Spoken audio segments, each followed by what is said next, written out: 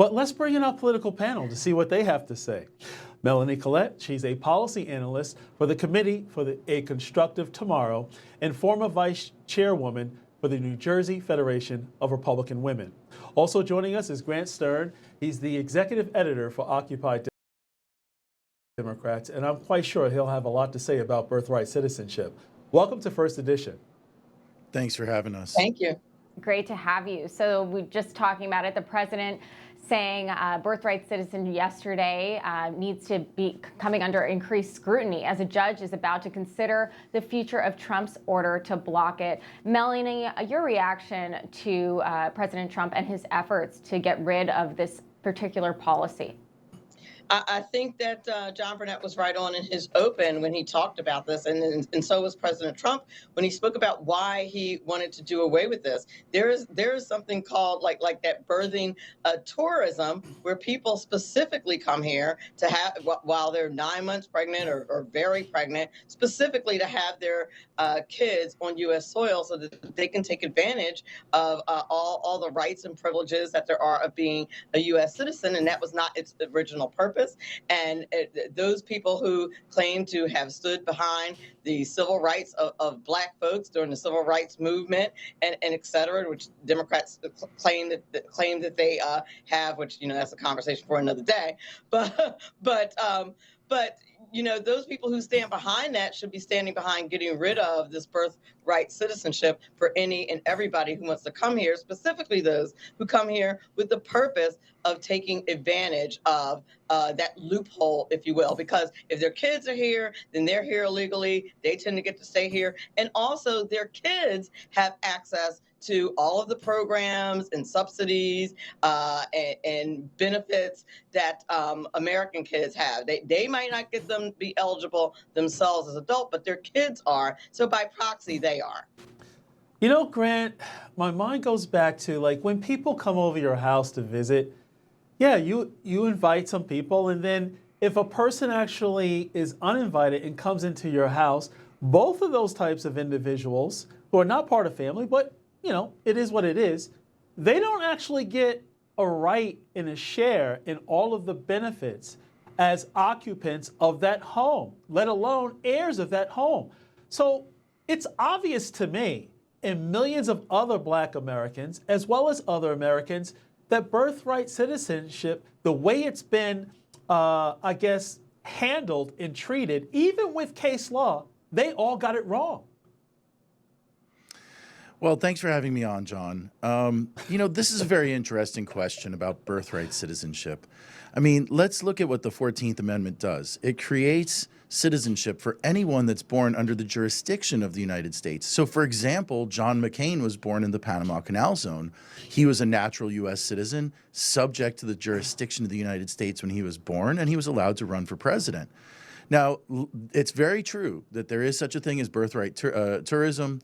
It happens here in South Florida, in Sunny Isles Beach. There was services that were advertising for Russian women to come here and have their babies. And I think that that kind of thing is controversial, but the application of this law is very broad because it's intended to sweep up as many people as possible, including the many immigrants that come to America over the last 250 years, which was our founders' intent, to bring as many immigrants and not just the wealthy ones. They were very specific about that. But look at who benefits from birthright tourism. Donald J. Trump. His mother is an immigrant. His grandfather was an illegal immigrant. In fact, his grandfather was kicked out of Germany for illegally emigrating from Germany, right? Then his mother emigrated from Scotland to the United States. If we get rid of birthright citizenship, that would strip Donald J. Trump of his citizenship based on the fact that his mother is an immigrant. So I think that we need to look at this policy very carefully if we're going to change it or tamper with it, because it's such an important part of the fabric of the United States of America. Let me just say this really briefly.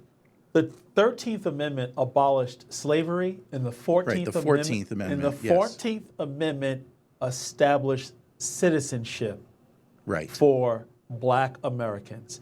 Not all these loopholes for people around the world to come here, and just because their feet are on American soil and they have a baby, they get those same rights that many Black Americans had to suffer for for hundreds of years to get. So you're saying that let's you just don't clear think the Donald record. J. Trump should enjoy the benefit of birthright citizenship? Let's just clear the record and start from there and then move forward.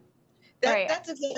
That's exactly right, John. I'm sorry to cut you off, Christian. That's No, exactly right, John. And the suggestion that the 14th Amendment is somehow retroactive and that anybody else who was born here in the United States through birthright citizenship will now have their citizenship revoked is just silly fear mongering that the left, that is very typical of the left, and why media outlets I just said that are run by the if left that were to are happen. doing so badly. That is absolutely not true and not going to happen. And you all need to stop saying silly things like that. And to So that's John's not going to point, happen. I am if you absolutely tamper with the constitutional sick order.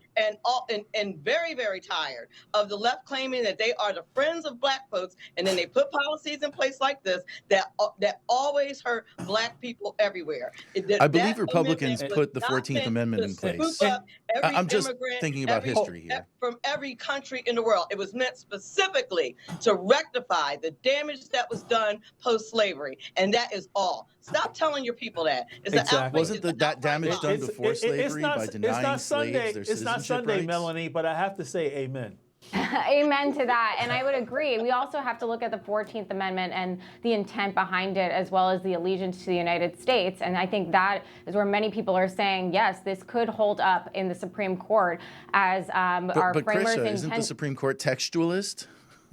Textualism? What happened to that? That was the textualism, you have to doctrine. look at the words, and there's interpretation as to how we can interpretation isn't textualism. I'm ready for this battle. Okay, well, we're going to do a law Let's talk school about class as to the issues, but I think in this case it can potentially hold up in the Supreme Court based on the original intent. But turning to this, the CIA reportedly offering buyouts to its entire workforce. It's part of President Trump's larger push to shrink the federal government to align more with his agenda. Melanie, this is also coming at a time as we're seeing Doge and Elon Musk come out and slash funding specifically for USAID because of all of their programs, which are anti-American.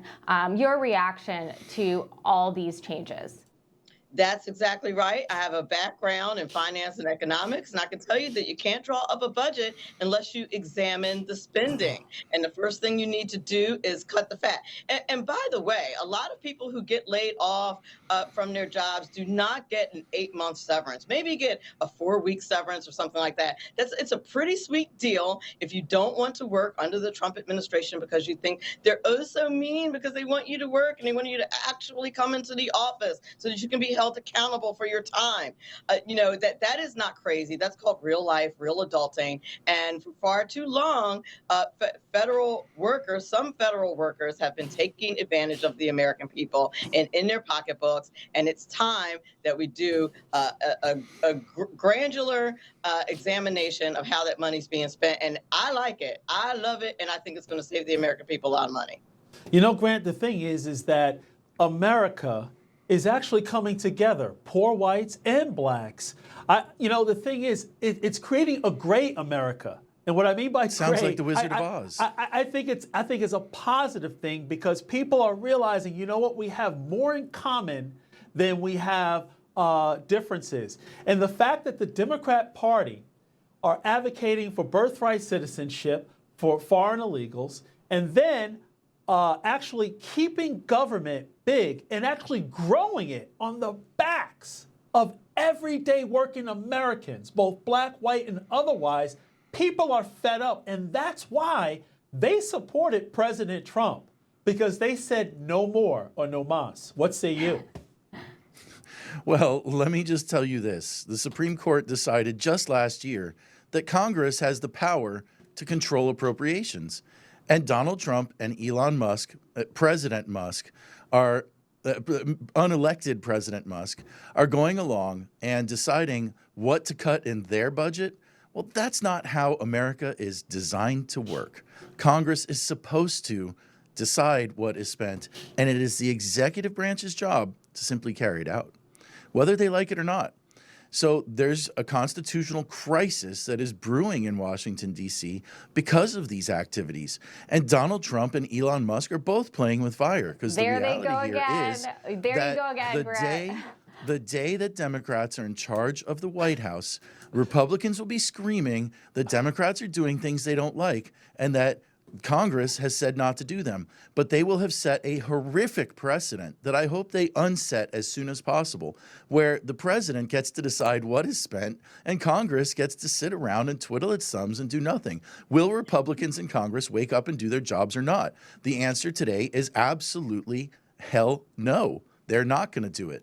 There you go that's again, gonna Grant. I change. just have to cut in because the Democrats, I don't think we can go through a segment without the Democrats, Melanie, coming out against Elon Musk. He really, really triggers them in all ways. This is not against. I'm describing what's happening. I know. These are facts. But this is what the Democrats do. They glom on to an individual or some sort of ideological concept against ideological concept like following but against the law? Elon Musk with respect to the fact bills that that you're Congress considering passed? him a Nazi or someone who's unintelligent, such as You're AOC the one calling coming him a out Nazi. and Right saying here, that, you just did it. But you're a Democrat. You represent just did it Occupy right there. I did not say Democrats. any of that. So it's clear Is that he elected? That's all I called him, unelected. He was along with Donald Trump on the campaign trail. Americans knew what they were in for Well, when he is in wasn't office. elected. But there are he could many have run branches for of vice government president. Why didn't he which do are that? unelected, which Americans take issue with. But at least in this case with Elon Musk, Melanie, the Democrats are freaking out about him, specifically AOC. She is coming out saying that he is not intelligent and that there are so many problems with him. But I just want to remind our viewers that AOC has also been the one to talk about unemployment and saying how Americans are unemployed because they have two jobs.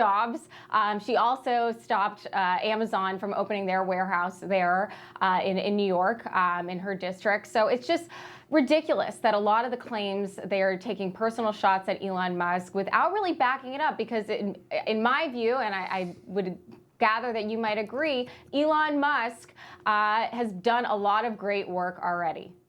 He's done a lot of great work already, and it is pretty rich for somebody like AOC to call Elon Musk unintelligent. I would compare their accomplishments just on an intellectual level any day. I'm sure Elon Musk would be happy to do that. And while we're at it, can we do away with this whole President Musk little jab that we try to take at the Trump administration? Why? Does it hurt? Works the same way as any other advisor to President Trump, which is they advise President Trump on that's exactly right. They advise President Trump on what they think needs to be done, and then President Trump ultimately makes the decision. I don't know if you've heard, but President Trump is a person who fires people who don't do their jobs, who fires people when he patently disagrees with something that they are doing. So Elon He never Musk fired is Alan doing Weisselberg. exactly what President Trump, Alan Weisselberg committed Trump felonies has for him. asked Let him us to talk, do, Greg. and Elon Musk has the intellect, the wherewithal, and the common sense to make those decisions, to make those recommendations to President Trump more than AOC will have any day of the week. So she needs to have several seats before she claims that Elon Musk is not a smart man, and that or that President Trump is somehow kowtowing to Elon Musk. President Trump kowtows to no one, but a wise man takes advice from other wise people, and that is what President Trump is doing with Doge. Exactly. Well, Grant just mentioned pain. Well, Democrats are about to yell, ouch. Why? Because Pam Bondi will be the next U.S. Attorney General. And guess what? Else happened yesterday. RFK Jr. as well as Tulsi Gabbard were also approved by the Senate committee, and now their confirmation votes will go to the full Senate chamber for a vote. So are you concerned about the fact that two people were actually confirmed by Senate committee, as well as Pam Bondi being confirmed by the full Senate? Yeah, I think Americans should be concerned that Pam Bondi is the Attorney General. Why? Why are you concerned? First of all, I live in Florida, and so I've witnessed Pam Bondi's work up front. And I could just tell you in a very simple nutshell, she did a great job of protecting corporations from consumers here, right? This is just not going to be the people's attorney Yeah, I don't general. know. She is I going have to no idea why. she is going to carry out a highly partisan None. agenda with the powers of the prosecutor's office of the United States of America. This is something people should be concerned about. She may not defend the laws of the United States of America, as the Department of Justice is bound to do. But let's talk about the other two nominees that just passed out of committee. Personally, I would hope that neither one of these people is Senate confirmed as leaders of a cabinet position, and I'm talking about Tulsi Gabbard and RFK Jr. RFK Jr. openly perjured himself in front of the Senate during his confirmation hearings. The fact that a senator like Dr. Cassidy from Louisiana would actually vote for this man to leave the committee is kind of astounding. And if he is allowed to be placed in charge of the United States HHS, he will be a threat to the health of every American. And just look at what happened in Samoa. He showed up and basically conducted an anti-vax campaign. Children died, and there was no actual cause for the vaccine. There was a human error, a well-known human error that caused problems in Samoa. But the biggest problem was RFK Jr. arriving there. However, I will say this and close. Republicans own these people. Republicans own Tulsi Gabbard. They own RFK Jr. They own Pete Hegseth, right? They own them. They confirmed him. Okay, especially. I mean, that's just it. They own these guys. These are their people, and when they don't make things right, we will know who to blame. When we end this segment, Grant, I want you to give my production team your address, because once these individuals are confirmed, I want to send you a big, beautiful pink hat with mittens. Melanie, obviously, again, I could imagine you disagree with Grant's assessment, but I think the real reason the Democrats are so upset about Tulsi and RFK Jr. is because they were both formerly Democrats, and actually they can't be owned because they are beholden to the American people. They're not beholden to any party, any specific ideology. They're wanting to do the right thing by everyday Americans, and that's a big threat.